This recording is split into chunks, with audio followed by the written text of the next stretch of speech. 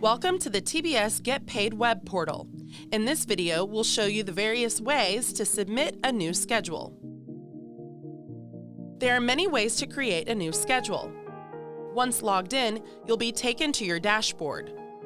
From here, you can click any of the statuses under Schedules in your pay-per-view widget or click Purchase History at the top of your screen. Both will take you to your Purchase History tab. Once on your Purchase History screen, you can create a new schedule by clicking the Create Schedule on the top right-hand corner. You can also click Create Schedule on the left side of your screen underneath Schedules and Invoices. You'll then need to enter your customer's name, the PO order, the original rate, and any deductions, fees, or additions.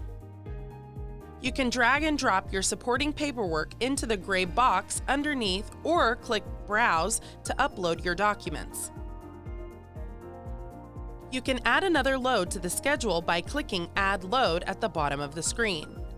If you want to remove a load from the schedule, simply click the minus button beside the load you want to delete. On the right-hand side of the screen, you'll see an estimated total as you fill in your schedule. This is not a guaranteed number, but can help give you an idea of what you can expect to receive. You'll also see which payment method this schedule will fund to. Clicking the Payment tab on the top of your screen will allow you to select which payment method you'd prefer. You can also split payments, hold certain amounts to reserves, and provide any special instructions to our processing team.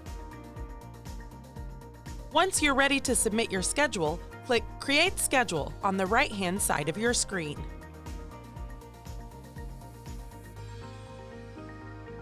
The TBS Get Paid web portal is not only the easiest, but also the smartest way to access, manage, and track your factoring business with TBS.